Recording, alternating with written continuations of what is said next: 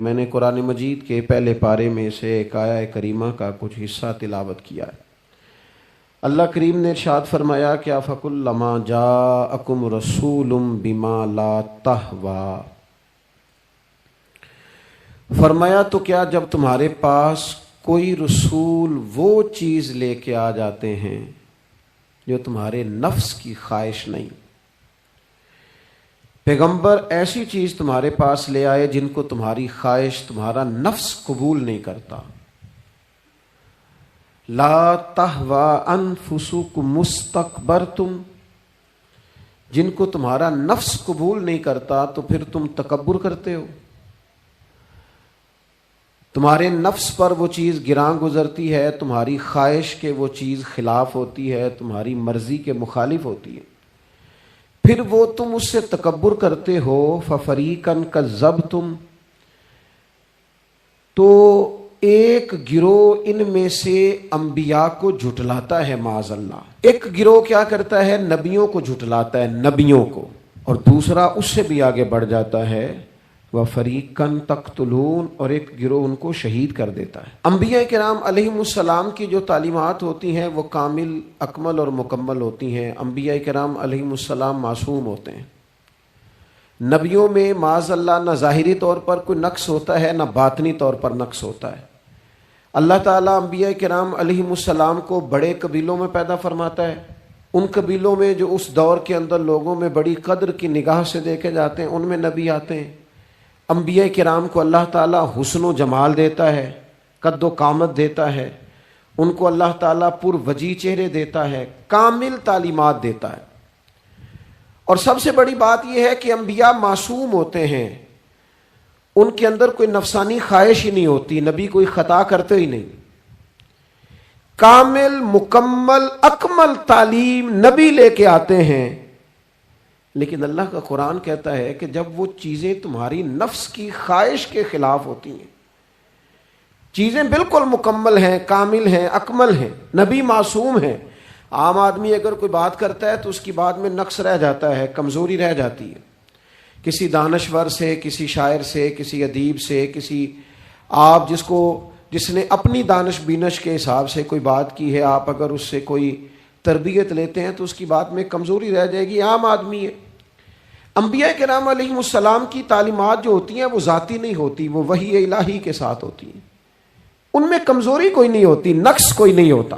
انبیاء کرام علیہم السلام خوبصورت ہوتے ہیں، نورانی ہوتے ہیں، یعنی کسی بندے نے معاذ اللہ ان سے کوئی ایسی چیز نہیں دیکھی ہوتی جس سے کہ قباحت پیدا ہو، نقص پیدا ہو، انسان دور ہٹے، انہیں اللہ تعالیٰ ظاہری باطنی مانوی حسن دے کے دنیا میں بھیجتا ہے، کیوں نہیں لوگ مانتے؟ 950 سال حضرت نوح علیہ السلام نے تبلیغ فرمائی، اور میرے بھائی 1.5 دن میں بندہ تھک جاتا ہے، اکتا جاتا ہے، ہف جاتا ہے، عام آدمی کی بات کر رہا ہوں۔ 950 سال تبلیغ کی، اور تبلیغ کرنے والا بندہ کامل ہے، مکمل ہے، اکمل ہے، درد مند ہے، سونا ہے، نہیں مان رہے لوگ، کیوں؟ قرآن کہتا ہے اس کی وجہ یہ ہے کہ چیزیں وہ ہیں جو ان کے نفس کی خواہش کے خلاف ہیں، جو یہ ان کے نفس کی اور باطنی جو خواہشات ہیں ان کے مخالف ہیں، نہیں مانتے۔ حضرت موسیٰ کلیم علیہ السلام بنی اسرائیل کو نجات دینے کے لیے آئے تھے، راحت دینے کے لیے تشریف لائے تھے، لیکن آپ ان کے مطالبات دیکھیں کس قدر تکلیف دی۔ کبھی کہتے تھے نہیں مانتے جب تک اللہ کو اعلانیہ نہ دیکھ لیں، کبھی وہ کوئی مطالبہ لے کے آ جاتے، کبھی وہ پانی کا مطالبہ کرتے اور کہتے 12 چشمے الگ الگ چاہیے، کبھی وہ من و سلوہ کا مطالبہ کرتے، کبھی کہتے من و سلوہ تو آتا ہے پر یہ ایک جیسا کھانا ہے، ہمیں تو الگ الگ چاہیے، وہ اجناس چاہیے جو زمین سے اگنی ہے۔ حضرت موسیٰ خوبصورت تھے، نورانی تھے، پر وجیح تھے، اور کمال یہ ہے کہ رب کے اتنے پیارے ہیں جن سے رب کلام فرماتا ہے، لیکن قوم ہے کہ تسلیم کرنے کو تیار نہیں، ماننے کو تیار نہیں۔ فقط اتنی بات ہے کہ وہ تعلیمات وہ ہیں جو ان کے نفس کی خواہش کے خلاف ہیں، اور ذرا سا انہیں موقع ملا، حضرت موسیٰ علیہ السلام 40 دنوں کے لیے کوہ طور پہ تشریف لے گئے تو پیچھے سے ایک بچڑے کی پوجا شروع کر دی۔ جناب کلیم واپس آئے تو پھر طرح طرح کی ہیلے بازیاں، حضرت یوسف علیہ السلام کا تو حسن مشہور ہے نا ساری دنیا میں، دنیا جانتی ہے نا کتنے سونے تھے، تو کیا اتنا خوبصورت آدمی بھی کنویں میں ڈال دیا جاتا ہے؟ کیا اتنا حسین آدمی بھی بازار میں بیچ دیا جاتا ہے؟ کیا اس قدر شخص جو ظاہری باطنی طور پر نورانی ہو، اس شخص پر بھی الزامات دھر کے جیل میں ڈال دیا جاتا ہے؟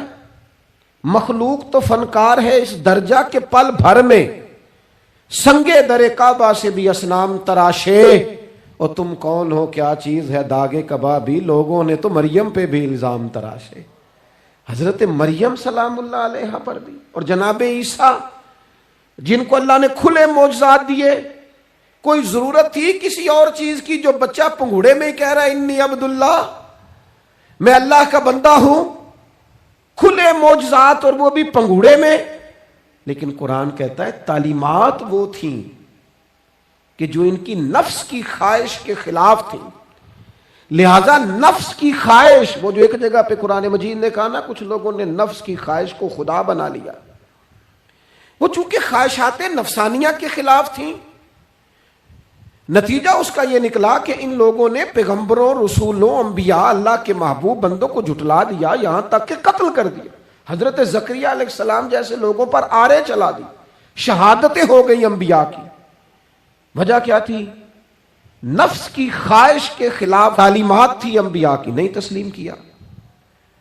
نبی اکرم نور مجسم شفیع معظم صلی اللہ تعالی علیہ وسلم کے نہ سارے معجزات ان لوگوں نے اپنی آنکھوں سے دیکھے تھے، اور ایک دوسرے کے سامنے بیٹھ کے حضور کی تعریفیں کرتے تھے کہ میرا بھتیجا ہے، اس نے کبھی جھوٹ بولا ہو، ہے کبھی امانت میں خیانت کی ہو، ہے کبھی اس کے اندر کوئی نقص دیکھا ہو۔ وہ تعریفیں، وہ خوبصورتیاں، وہ رعنائیاں۔ لیکن جب حضور نے اعلان نبوت کیا نا، اب وہ جو خواہشات نفسانیہ تھی نا، وہ جو باطن کے اندر خواہشات مچلتی تھی، میں سردار ہوں، میرے ڈھیر سارے غلام ہونے چاہیے، میں کسی کو اپنا داماد قبول نہیں کرتا لہذا بیٹی کو زندہ دفن کروں گا، میں یہ کیسے قبول کر لوں کہ غریب آدمی میرے برابر میں آ کے بیٹھ جائے، برادری کی اونچ نیچ کیسے چھوڑ دوں۔ کل تک کہہ رہے تھے آپ صادق ہیں، آپ امین ہیں، آپ حسین ہیں، آپ باوقار ہیں، ہر چیز بیان کر رہے تھے، اور جیسے ہی کہا حضور نے کہ میں اللہ کا رسول بن کے آیا ہوں، جب ماننے کی باری آتی ہے نا، ماننے کی، حضور علیہ الصلوۃ والسلام پہاڑی پر تشریف فرما ہے، اور کریم محبوب علیہ الصلوۃ والسلام نے اونچی پہاڑی تھی، اس طرح کوئی آدمی یہاں دیوار پہ اوپر کھڑا ہو جاتا ہے تو آپ تو اس طرف نہیں دیکھ رہے، وہ ادھر بھی دیکھ رہا ہے، ادھر بھی دیکھ رہا ہے۔ اونچی پہاڑی پر حضور کھڑے ہو گئے، اور کھڑے ہو کے فرمایا اگر میں تم سے کہوں کہ پہاڑی کے اس پار دشمن ہے اور وہ تیاری کر کے آ چکا ہے، تم پر حملہ آور ہو جائے گا، کیا میری بات مان لو گے؟ دیکھا نہیں تم نے، میں کہہ رہا ہوں دشمن ہے، تسلیم کرو گے؟ سارے مکے کے لوگ جمع تھے، کہنے لگے کیوں نہیں مانیں گے، آپ صادق بھی ہیں اور امین بھی ہیں، آپ کی زبان سے کبھی جھوٹ نکلا ہی نہیں۔ یہ خاص پیغام حسین کانفرنس میں عرض کرنا ہے آپ کو، بھائی میں اگر کہوں کہ اس طرف دشمن آ گیا ہے، تم نے نہیں دیکھا، میری زبان پر اعتبار کرتے ہو؟ یا رسول اللہ آپ صادق اور امین ہیں، آپ نے کبھی جھوٹ بولا نہیں، خیانت کی نہیں، 100% یقین ہے، مان لیں گے؟ یہ بات ماننے کو تیار ہیں، یہ بات تسلیم کرنے کو تیار ہیں کہ آپ صادق اور امین ہیں، تو حضور نے فرمایا جس زبان سے تم یہ ماننے کو تیار ہو نا کہ اس طرف دشمن کھڑا ہے حملہ کر دے گا، اس زبان سے یہ بھی مان جاؤ کہ میں اللہ کا سچا رسول بن کے آیا ہوں۔ آپ میری بات کو سمجھیں، تھوڑی دیر پہلے بیک وقت کہہ رہے ہیں بالکل آپ جو کہتے ہیں حق اور سچ ہے، اور اب جب کہا میں رسول ہوں مان جاؤ، تو معاذ اللہ تعالیٰ ابو لہب کہنے لگا آپ کے ہاتھ ٹوٹ جائیں، آپ نے ہمیں اس کام کے لیے بلایا تھا، طرح طرح کی بولیاں بولنے لگے۔ جب مفادات پر چوٹ لگتی ہے، جب خواہشات نفس کو چھوڑنا پڑتا ہے، جب ذرا اپنی طبیعت پر کچھ چیزیں بوجھ بنتی ہیں، میرے اصحاب قبلہ عالم فرمایا کرتے تھے ہمارے دشمن جب ہم پر تنقید کرتے ہیں تو کئی باتیں غلط بھی کرتے ہیں لیکن کچھ باتیں ٹھیک بھی ہوتی ہیں، بجائے اس کے کہ ہم اسی وقت اٹھ کے قبول کریں، تسلیم کریں کہ جناب یہ بات جو آپ نے کیا یہ بالکل ٹھیک ہے، میں کھلے دل سے اس کو قبول کرتا ہوں. اتنی جرت کون کرے؟ اتنی ہمت کا مظاہرہ کون کرے؟ وہ چیزیں جو ہمارے نفس کی خواہش کے خلاف ہوتی ہیں ہم قبول کرنے کو تیار ہی نہیں ہوتے. لیکن جو مزاج دین ہمیں عطا کرتا ہے، وہ دین ہمیں یہ عطا کرتا ہے کہ جب تم یہ دیکھو نا کہ بات جو ہو رہی ہے وہ بات ٹھیک ہے، اگرچہ میرے مفادات کے بھی خلاف ہے، اگرچہ میرے نفس کی خواہش کے بھی خلاف ہے، اگرچہ میری سرداری کے بھی خلاف، ہو سکتا ہے میرا مالی نقصان بھی، لیکن چونکہ ٹھیک ہے لہذا مجھے قبول کر لینی چاہیے.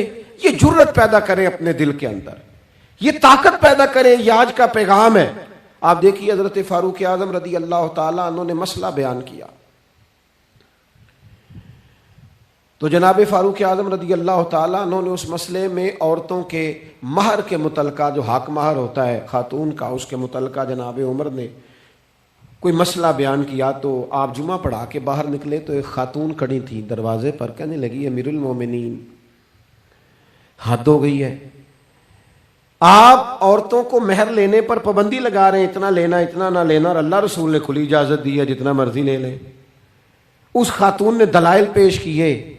اب امیر المومنین کے سامنے، ایک تو ہے کہ عام مرد کے سامنے عورت بات کرے تو لوگ قبول نہیں کرتے، اور 22 لاکھ مربع میل کا حکمران اور جس کے بارے میں معروف ہے کہ ان کا درہ ہر وقت چلتا ہے، اس خاتون نے جناب عمر سے کہا کہ جناب مسئلہ یوں ہے، آپ نے یوں بیان کیا ہے. اب ارد گرد لوگ کھڑے تھے، کسی نے یہ نہیں کہا گستاخ معاذ اللہ تو کیا کہہ رہی ہے، امیر المومنین کے سامنے کلام کرتی ہے. بات حق تھی، کسی نے جرت نہیں کی. ایک شخص حضرت عمر سے کہنے لگے حضور آپ کچھ بولتے کیوں نہیں، کچھ تبصرہ کریں. فرمانے لگے بولنا کیا ہے، ایک مرد نے خطا کی ہے اور ایک عورت ٹھیک کہہ رہی ہے، اس کی بات درست ہے، میں کھلے دل سے قبول کرتا ہوں. نفس پر گرچہ چوٹ لگتی ہے اسے قبول کریں. کیوں حق کے معاملے میں حضرت صاحب بندے بڑے اچھے ہیں، قبلہ بڑے نفیس آدمی، اور جناب ان کی طبیعت بڑی اچھی ہے، تو پھر آپ قبول کر لیں ان کی بات کو. کہتے ہیں آپ دعا کریں میرے لیے میں قبول کر لوں، آپ دعا کریں میں ٹھیک ہو جاؤں. او خدا کے بندے، جسے تو ٹھیک سمجھ رہا ہے اس کی بات کو قبول کر، اس بات کا قائل ہو جا، اس پر عمل کر. ہمارے مزاجوں میں وہ جو نفسانی خواہشات کا غلبہ ہے آج بھی پوری طرح وہ ہمیں اپنی لپیٹ میں لیے ہوئے، ہم سمجھنے کو تیار نہیں ہوتے. حق حق ہوتا ہے، اور جب حق واضح ہو جائے پھر نفسانی خواہشات کو نہ دیکھو. نفس ایک بچے کی طرح ہے، اس کی ایک بات مانو گے دوسری خواہش کرے گا، دوسری بات مانو گے تیسری خواہش کرے گا. اللہ کے محبوب علیہ السلام نے دعا فرمائی ہے، مسند امام احمد بن حنبل میں موجود ہے. حضور اللہ کی بارگاہ میں عرض کرتے ہیں تعلیم امت کے لیے، صرف ہمیں سمجھانے کے لیے، ورنہ تو معصوم عن الخطا ہے.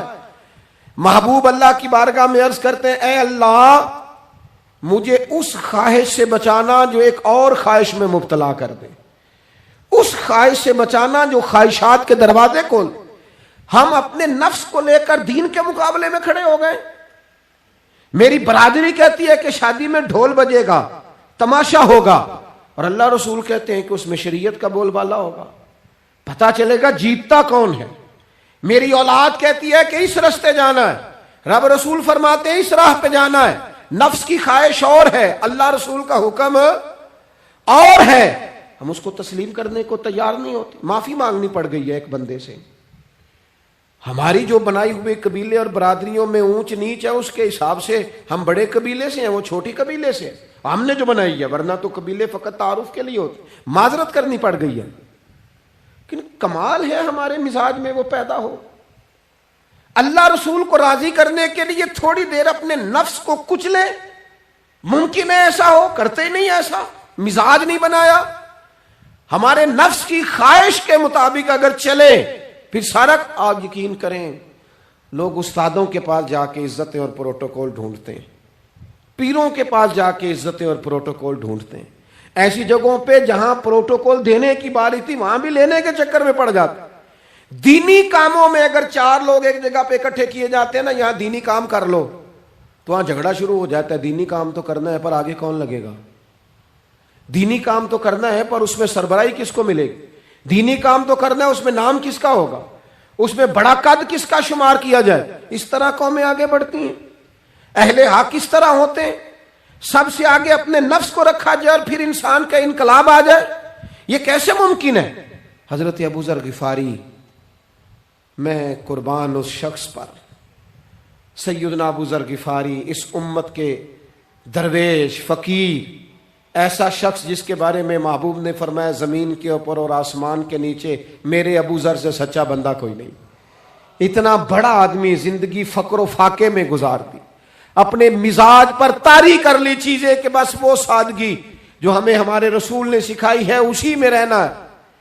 حضرت ابو ذر غفاری گفتگو ہو رہی تھی، بات چیت ہو رہی تھی، جناب بلال حبشی رضی اللہ تعالیٰ عنہ کے ساتھ محو کلام تھے۔ حضرت بلال نے اپنے آپ کو سمجھا لیا تھا کہ میں دروازہ رسول کا گدا ہوں۔ کچھ لوگ نا غلام بے دام ہوتے ہیں، بے دام۔ ہمارے ہاں نا کچھ لوگوں کا پروٹوکول ہوتا ہے، اور کچھ لوگ ایسے ہوتے ہیں جو صبح سے لے کے شام تک جھاڑو دے رہے ہوتے ہیں، خدمتیں کر رہے ہوتے ہیں۔ میں آپ کو صحیح معنوں میں بتاؤں تو اصل حقدار وہ ہوتے ہیں لوگ، اصل ڈیوٹیاں ان لوگوں کی ہوتی ہیں۔ حضرت بلال حبشی نے طے کر لیا تھا کہ میں نے بس نوکری کرنی اور توجہ سے کرنی ہے۔ اور میں آپ کو دل کی بات بتاؤں، میں نے بڑے کیمرے دیکھے اپنی زندگی میں، میں نے بڑا کچھ دیکھا تھوڑے وقت میں۔ میں آپ سے عرض کروں، وہ بڑی مزیدار زندگی ہوتی ہے جس میں انسان تھوڑا پیچھے بیٹھا ہوا ہوتا ہے، جس میں نا بہت سارے کام ہیں۔ میں تھوڑے دن پہلے ایک جگہ جماعت کرانے کے لیے کھڑا ہوا، ایک صاحب نے جماعت کی ویڈیو بنانی شروع کر دی، بعد میں مجھے دوست بتانے لگے، او خدا کے بندے، عبادت، تقریر میں کبھی رونا آ جاتا تھا، دعا میں رونا آ جاتا تھا، میں نے ضبط کرنا شروع کر دیا، چھوڑ دیا۔ لوگ آنسو بیچنے لگ جاتے، پیر صاحب رو پڑے۔ پیر صاحب کس بات پہ روئے؟ او خدا کے بندو، پیر کو معافی لے لینے دو اللہ رسول سے، اپنے لیے، اپنے سنگیوں کے لیے اللہ کے حضور اسے آنسو بہانے دو۔ کوئی چیز تو کیمرے سے باہر رہے، کچھ چیز تو۔ کیا خوبصورت لفظ ہے مولا علی شیر خدا کے، فرماتے ہیں اسے مبارک ہو جسے تھوڑے لوگ جانتے ہیں، اسے مبارک ہو۔ سے ثبوت نہ پچھو میتھوں، پلائے نظر کرم کا دھوئی، اے میں جانا یا دل بر جانے، غیر نہ جانے کوئی، میں مسکین پرانا خادم کسے در ملی نہ ٹوئی، یہ تے واصف یار نے نظر جو کی تھی تے واصف واصف ہی ہوئی۔ یہ تو اس کا فیصلہ ہے، ہمارے لیے مقام شکر ہے، ہر مقام پر شکر گزار ہیں، عاجزی کرتے ہیں، لیکن جو معاشرے کا ماحول بن گیا، یعنی ایک بندے سے بھی آپ بغیر کیمرے کے ملاقات ہی نہیں کر سکتے۔ وہ زیارت کرنے آتا ہے اور وہ ساتھ کہتا ہے 30 سیکنڈ کا میں نے کلپ بھی بنانا ہے، تو زیارت ہو گئی، بس ختم ہو گئی بات۔ یہ کون سی زیارت ہے جو تم نے قید بھی کرنی ہے ساتھ؟ خدا کا خوف کریں، کیا کس طرف ہم جا رہے ہیں؟ بہرحال عام دام برسر مطلب، حضرت بلال حبشی نے طے کر لیا تھا اپنی زندگی میں سادگی، پیچھے پیچھے رہنا ہے۔ وہ شہرت سے بچنے والا پیچھے پیچھے رہتا ہے، اور میرا جی چاہتا ہے ساری غزلیں اس ظالم کے نام کریں۔ کچھ لوگ طے کر لیتے ہیں میں نے پیچھے پیچھے رہنا ہے، ان کے اعلان کیے جاتے ہیں، بلایا جاتا ہے، پھر بھی پیچھے نکل جاتے ہیں۔ جو عرض کرنا چاہتا ہوں، حضرت سیدنا بلال حبشی نے طے کر لیا تھا۔ ایک دن کسی بات میں نا ہو جاتا ہے رائے کا اختلاف، رائے کے اختلاف کو کبھی مخالفت نہ بنائیں، اپنوں سے اختلاف ہو تو اختلاف رائے رکھیں، رائے دیں، حکم کبھی نہ دیں۔ ہمارے یہاں لوگ حکم دیتے ہیں، رائے نہیں دیتے، بعد میں ادھر ادھر بیٹھ کے شکوے کرتے ہیں، دسو جی میری منی نہیں، وہ بھی تیرے سے مشورہ لیا تھا، قبول بھی ہو سکتا ہے، رد بھی ہو سکتا ہے، ختم ہو گئی بات۔ کسی بات میں جناب ابو ذر غفاری کا اور حضرت بلال حبشی کا رائے کا اختلاف ہو گیا۔ اب حضرت بلال حبشی غلام ہے، جناب ابو ذر بڑے قبیلے سے، تو جناب ابو ذر غفاری نے بات کرتے کرتے حضرت بلال کو کہہ دیا، او حبشن کے بیٹے، تھے بھی وہ حبشن کے بیٹے، لیکن حضرت بلال کے دل کو تکلیف ہوئی۔ بعض لوگ کہتے ہیں میں نے سچ ہی بولا ہے، سچ اپنے بارے میں بولنا، تو دوسروں کے بارے میں سچ بولتا ہے، اپنے بارے میں بول، صرف تو دوسروں کے لیے بولے۔ او جی میں نے سچ ہی تو بولا تھا۔ سچ بولنے کی بھی حکمت ہے، سچ بولنے کی سب سے بڑا سچ کسی کو اللہ کی طرف بلانا ہے، اور میرا رب فرماتا ہے ادعو الی سبیل ربک بالحکمہ، کسی کو اللہ کی طرف بھی بلاؤ تو دانائی کے ساتھ بلاؤ، حکمت کے ساتھ۔ سب سے بڑا سچ بھی بولو تو دانائی کے ساتھ بولو۔ تو نے سچ بولا ہے اور تو نے لوگوں کا کلیجہ چیر کے رکھ دیا ہے. یہ کیا انداز ہوا تیرا سچ بولنے کا؟ یہ کیا طریقہ ہوا؟ حضرت سیدنا بلال حبشی رضی اللہ تعالیٰ عنہ کو جناب ابو ذر غفاری نے کہا حبشن کے بیٹے بات سچی تھی. حضرت بلال کو تکلیف ہوئی, کونے میں بیٹھ کے روئے, اور غلام روئے اور آقا کو خبر نہ ہو. تڑپے جو ہم یہاں تو مدینے خبر گئی. حضور علیہ الصلوۃ والسلام پتہ چلا, محبوب نے منبر سجایا. حضور کی عادت تھی نامینیٹ کر کے اصلاح نہیں کرتے تھے, بائی نیم نہیں, نامزد کر کے نہیں, اوورال بات کر دیتے, سمجھنے والے سمجھ جاتے. حضور فرمانے لگے لوگوں کو کیا ہو گیا ہے, میں نے تو جاہلیت کی ساری باتیں پاؤں تلے رون دی تھی, ابھی بھی کہتے ہیں بلال کو حبشن کا بیٹا.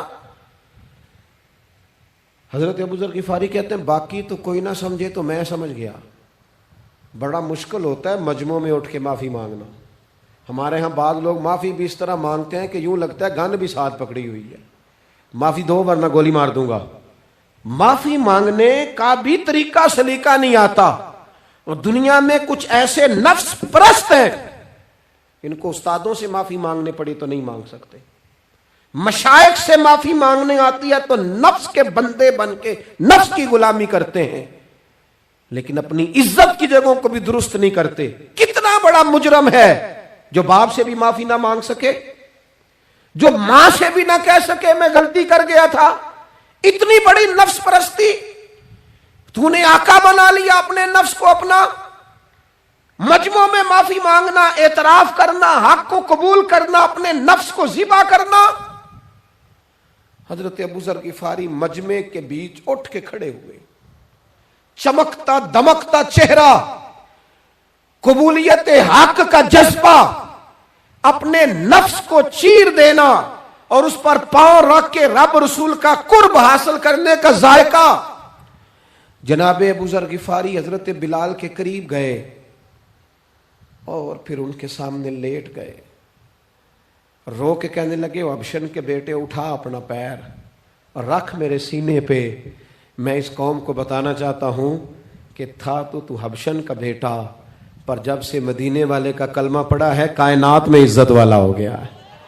یہ دیکھو کس نے ذروں کو اٹھایا اور صحرا کر دیا, کس نے قطروں کو ملایا اور دریا کر دیا, کس کی حکمت نے یتیموں کو کیا در یتیم اور غلاموں کو دنیا بھر کا مولا کر دیا. ہمارا نفس کی خواہش بچی, رشتے نہیں بچے. ہمارے نفس کی خواہش بچی, تعلقات نہیں بچے. نفس کی خواہشیں بچی, ہمارے اپنے نہیں بچے. نفس کی خواہشیں بچی, مال جمع ہوا, دیانتداری نہیں بچی, وعدوں کی پابندی نہیں بچی, تجوریاں بھر گئیں, روحیں اجڑ گئیں. بددیانتی سے رزق حرام سے کمایا ہوا مال, کاریں کوٹھیاں بنگلے بن گئے, باطن اجڑ گیا. اس لیے کہ نفس کی خواہش پوری کی. نفس کے سامنے اگر انبیاء کی بھی تعلیمات آئیں, لوگوں نے تکبر کیا, قتل تک کر دیا نبیوں کو, لیکن اپنے نفس کی خواہش کے خلاف جانے کو تیار نہ ہوئے. خدارا واپس آ جاؤ, خدارا. وقت آیا, یہ وقت بدلتا رہا, یہ دور تبدیل ہوتا رہا.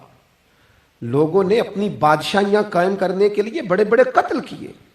ہلاکو خان نے انسانی کھوپڑیوں کے مینار بنائے. لوگوں نے بڑے بڑے ظلم کیے, جبر کیے, خوف اور ہراس پھیلایا. اپنے اقتدار پکے کرنے کے لیے بڑے بڑے جبر کیے. پھر کیا ہوا؟ ایسی ایسی بیماریاں لگیں جن کے علاج ہی کوئی نہیں تھے دنیا میں. بھری ہوئی تجوریاں, پیسے باہر گر رہے ہیں, پر ڈاکٹر کہہ رہا ہے تیرا مرضی وہ ہے جس کا علاج ہی کوئی نہیں. اللہ تبارک و تعالیٰ کے قانون سے جب لوگ ٹکراتے ہیں پھر پاش ہو جاتے ہیں. وقت گزرا, ٹائم یزید کا آیا. وقت گزرا تو ٹائم عبید اللہ ابن زیاد کا آیا. ٹائم شمر کا آیا. 1450 سال گزرنے کے بعد اس ہزاروں کے مجمع میں سے ایک ایک بچے کو حدیث یاد ہے کہ حسن اور حسین جنتی جوانوں کے سردار ہیں. بتاؤ یزید کو نہیں آتی تھی؟ شمر کو نہیں پتا تھا؟ کلمہ تو پڑھتے تھے نا. یہ عبید اللہ ابن زیاد کو نہیں پتا تھا؟ نبی پاک علیہ السلام کے کندھوں پر حسنین رہے, ان سب کو پتہ نہیں تھا؟ یہ جانتے نہیں تھے کہ یہ وہ حسنین کریمین ہیں جن کو حضور سنتے تھے، فرماتے تھے یہ میرے پھول ہیں دونوں؟ کیا بات رضا اس چمنستان کرم کی، زہرا ہے کلی جس میں حسن اور حسین پھول۔ آج 1450 سال گزرنے کے بعد امت کو حدیث آتی ہے کہ نبی پاک علیہ السلام نے فرمایا جس نے حسن اور حسین سے پیار کیا اس نے مجھ سے پیار کیا، جس نے ان سے بغض رکھا اس نے مجھ سے بغض رکھا۔ کلمہ پڑھتے تھے، مسلمان کہلاتے تھے۔ 10 محرم کو جمعے کا دن تھا، امام حسین امامہ باندھ کے گھوڑے پر بیٹھ کر خطبہ دینے لگے تو ایک شخص اندر سے بول کے کہنے لگا حسین تقریر لمبی نہ کر، ہمارا جمعہ لیٹ ہو رہا ہے۔ بلے و نمازیو، سامنے وہ شخصیت کھڑی ہے جس پر ابھی درود پڑھیں گے نماز میں، اللہم صلی علی محمد وعلی، ابھی درود پڑھیں گے حسین ابن علی پر، ابھی شہید کر کے ابھی درود پڑھیں گے، وہ سامنے کھڑے۔ اور امام حسین کا ایک جملہ تاریخ نے یوں لکھا ہے کہ شاید ریت کے ذرے بھی تڑپ گئے۔ امام علی مقام فرمانے لگے مجھے غور سے دیکھو، تمہیں پتہ ہے میں کون ہوں؟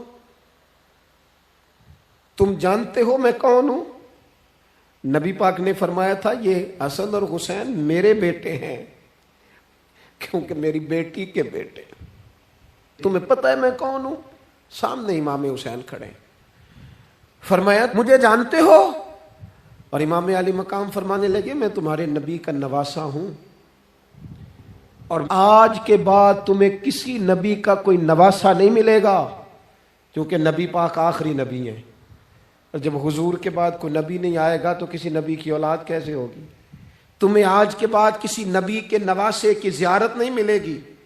میں کیسے آپ سے یہ بات آپ کو عرض کروں کہ سامنے حسین ابن علی بھی ہوں تو لوگ نفس کی خواہشیں پوری کرتے ہیں، لوگ اپنی کرسیاں پکی کرتے ہیں، لوگ گورنریاں پکی کرتے رہے، لوگ گڈ بک میں جانے کے لیے ایک دوسرے کو شاباشیاں دیتے رہے، جشن ہوتا رہا۔ سب سے پہلے ایک شخص نے امام حسین کا قافلہ روکا تھا، اس کا نام حور بن یزید تھا، سب سے پہلے اس نے روکا تھا، وہ ایک لشکر کا سپہ سالار تھا۔ جب امام حسین رضی اللہ تعالیٰ عنہ نے خطبہ پڑھا نا تو حور یزیدی فوج میں تھا، واپس گیا اور عبید اللہ ابن زیاد سے جا کے کہنے لگا، یا جو بھی وہاں لوگ موجود تھے یزیدی فوج کے، ان سے کہنے لگا تم نے تو کہا تھا کہ صرف راستہ روکنا ہے، تم نے تو کہا تھا کہ صرف ان سے کچھ منوانا ہے، تم نے تو جب مجھے بھیجا تھا تو کہا تھا کہ بات تھوڑے معاملات ہیں، اوہ سچ بتاؤ نبی کے نواسے کو شہید کرو گے؟ تم نے تلواریں نکال لی ہیں، نیزے نکال لیے ہیں، تیر نکل آئے ہیں، تیاری مکمل ہے، مجھے سچ بچاؤ، کیا حسین ابن علی کی گردن پر خنجر چلانے لگے ہو؟ سیدہ فاطمہ کا جگر پارا شہید ہوگا، کیا یہ خبر سچ ہے؟ یوں ہوگا؟ تو کہنے لگے ہاں یہی حکم ہے ہمیں، یہی تیاری ہے، یہی پروگرام ہے، یہی پلان ہے، یہی ہوگا۔ کہنے لگا میں اور آپ تو مدینے والے رسول کا کلمہ پڑھتے ہیں، تو کیا محبوب کے نواسے کو ذبح کرو گے؟ جناب علی اکبر کو جن کا چہرہ رسول پاک سے ملتا ہے، حضرت قاسم بن حسن کو، جناب علی کے بیٹوں عباس بن علی کو، حضرت علی کے بیٹے ابو بکر بن علی کو، حضرت علی کے بیٹے عمر بن علی کو، حضرت علی کے بیٹے یہ بھی 3 کربلا میں موجود، حضرت عثمان ابن علی کو، ان کو شہید کرو گے؟ نے کہا ہاں تیاری ہو گئی ہے۔ تو سب کے ضمیر مردہ نہیں ہوتے، ہاں بڑی بڑی سخت جگہوں پہ پھول اگتے ہیں۔ حر نے جب ان سے کہا کہ تمہارا پکا ارادہ ہے، کہا پکا ارادہ ہے، تو اس نے کہا یہ زیرہ پکڑو، یہ عہدہ پکڑو، مجھے تمہارا دیا ہوا عہدہ نہیں چاہیے، حسین کے نانا کی دی ہوئی جنت درکار ہے، یہ رکھو اپنے پاس، مجھے تمہارا۔ ایڑی لگائی اس نے اور دوڑا اور امام حسین کے قدموں میں گیا، کہنے لگا حضور میں مجرم ہوں، میں خطا کار ہوں، میں نے سب سے پہلے آپ کو روکا تھا پر مجھے قسم ہے اللہ کی، میں جانتا نہیں تھا ان کا ارادہ کیا ہے. حضور بھول گیا، غلطی کر بیٹھا، یہ انتے ہوں گے، ان کی آنکھوں میں پٹی بندی ہوگی. اور مجھے تو پتہ ہے نا کہ دنیا کو پھر محمد کا نواسہ نہ ملے گا، مجھے خبر ہے. اگر معافی مانگوں تو معاف کر دو گے؟ پہلا مجرم ہوں، میں نے روکا ہے. اگر آ جاؤں تو قبول کر لو گے؟ یہ ظرف، یہ حوصلے، یہ توانائیاں اگر ہیں تو سیدہ فاطمہ کے دودھ میں ہیں، یہ شیر خدا کی تربیت میں ہیں، یہ محبوب نے جو ان کی زبانوں کو چوسا تو اس کرم میں ہے. حضرت امام حسین نے اٹھ کے سینہ یوں چوڑا کیا، ہاتھ پھیلائے، فرمایا آجا، لگ جانا میرے سینے کے ساتھ، تو آ جانا، تو نے دیر کی، ہم تو پہلے سے منتظر تھے، تو آ جا، تیری ساری معاف ہیں. ہور کے مقدر جاگے. امام علی مقام کے لشکر میں شامل ہوا. بعض نے لکھا ہے جو لوگ ابتدا میں شہید ہوئے امام حسین کی طرف سے، ان میں ہور شامل. خدا را کچھ خواہشات، کچھ نفسانی باتیں چھوڑ دو.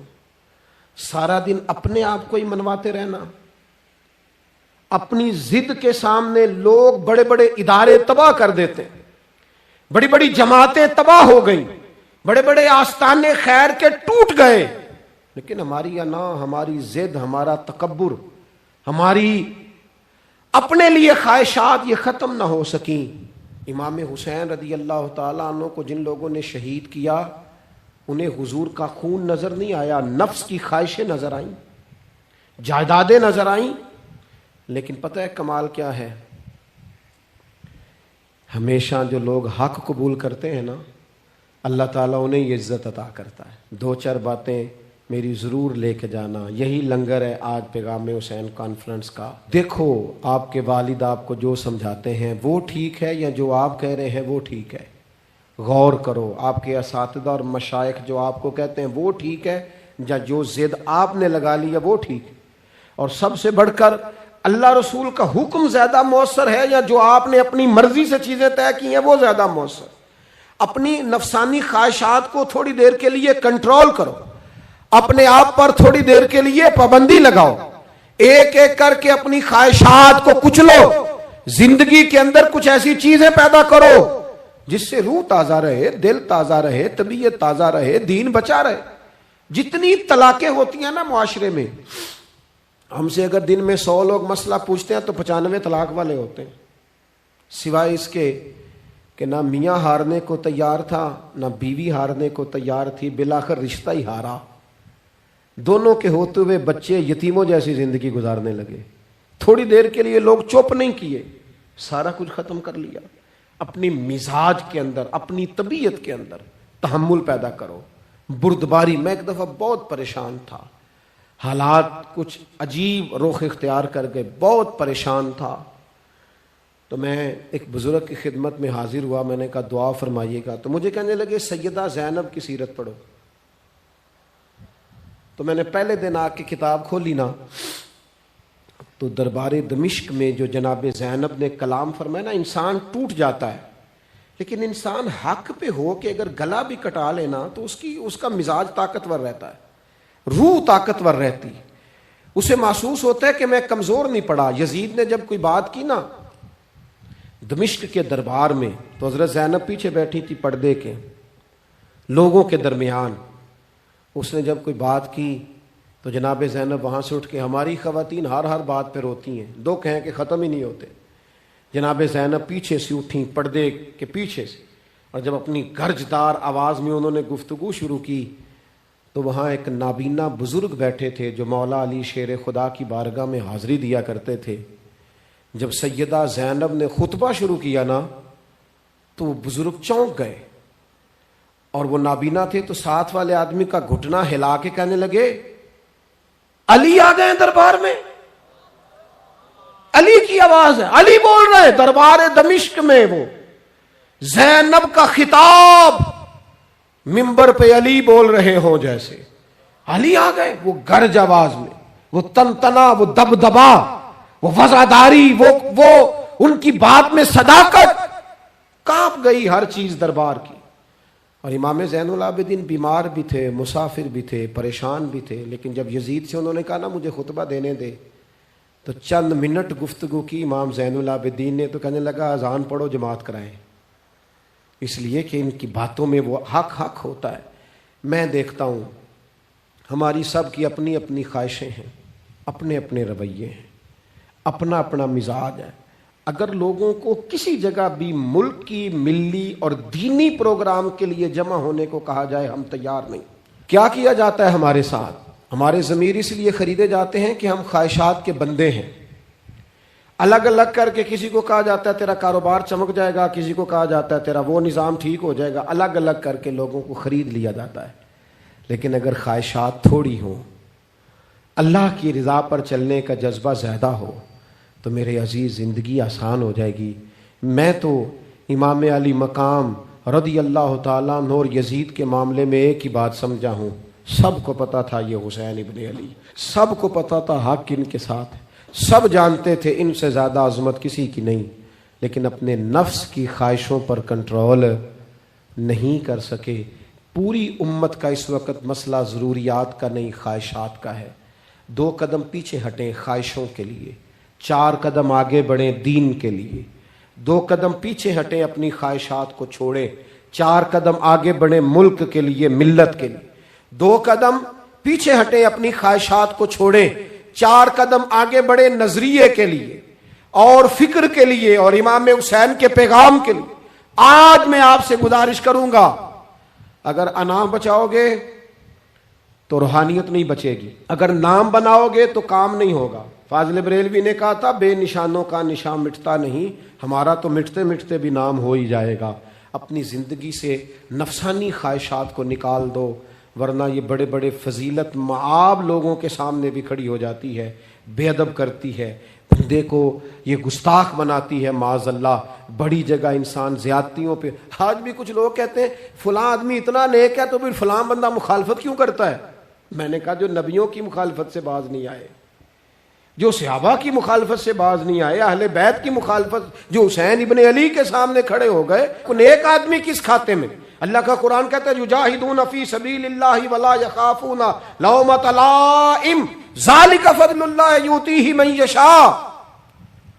کچھ لوگ اللہ کے راستے میں جہاد کرتے ہیں تو لوگ ان کی ملامت بھی کرتے ہیں، انہیں برا بھی کہتے ہیں، پر وہ کسی کی پرواہ نہیں کرتے۔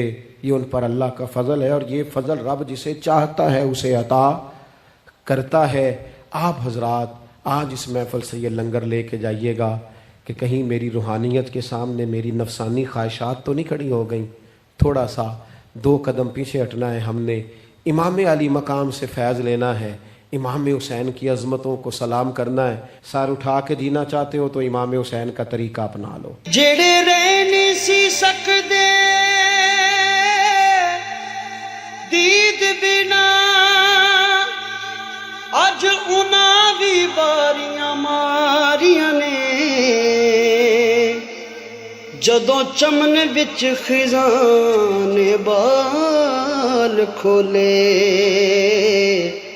تے پنچھی اڑ گئے مار اڑاریاں نے، محمد بوٹیا جھوٹا اے جگ سارا،